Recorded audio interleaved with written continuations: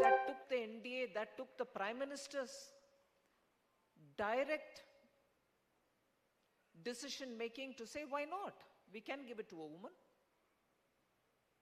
And that actually, leave the fact that it is me there, that actually has charged the entire country in terms of, oh, this is possible in India.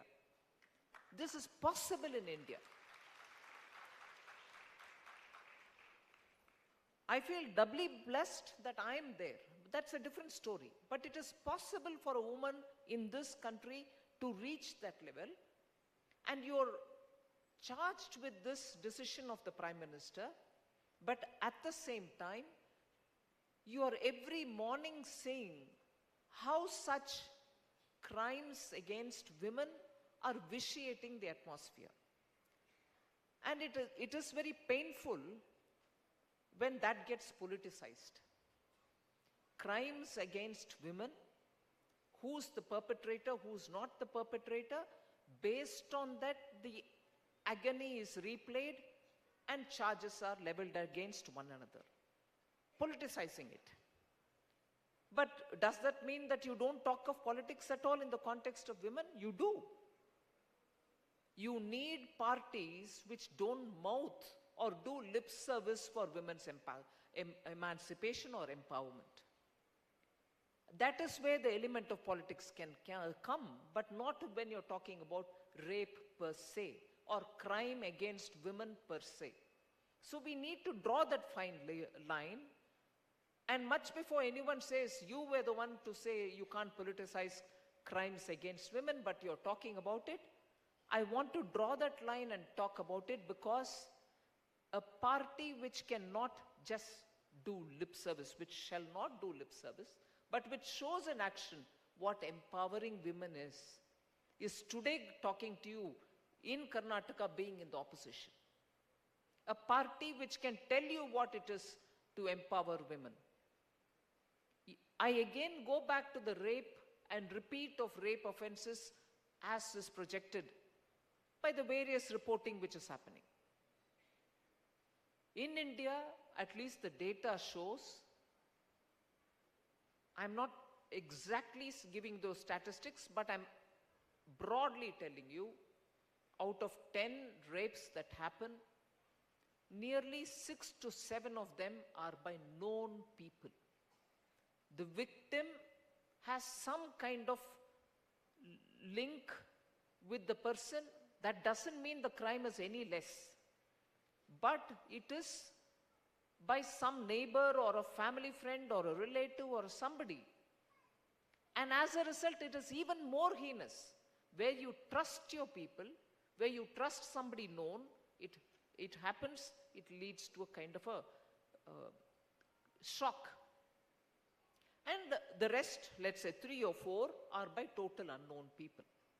It is the responsibility, therefore, of every government to make sure that prevention, where you can prevent, from the Congress.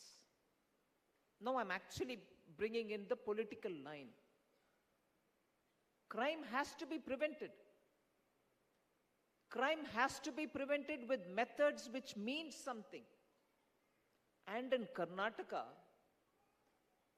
that's where I find the ruling Congress has failed the people of Karnataka. The number of offenses which has happened during the 5 years against women. That's not to say crimes are not happening elsewhere. But are you coming up with meaningful solutions for them? Are you taking those people on board? Are you talking to the public about it? No, what are we doing here, unfortunately? We are protecting such people. We are keeping them in the ministry. We are probably even getting guided by some people in our political decision making who have offenses against women. So that is where I want to differentiate between the BJP and the Congress, not to pretend that crimes never happened. Crimes can happen. But are we coming up with concrete solutions? Are we coming up with workable solutions? Are we implementing them? And therefore giving the confidence to women. So on both the counts of empowering women, we have shown concrete decision. Never before in the Cabinet Committee on Security, the CCS, have there been more than one woman, even one woman. Manya Sushma Swarajji was there, continues to be there. But by the decision of our Prime Minister, a second woman could also come into the CCS without effort, seamlessly as it were. So empowering women, more.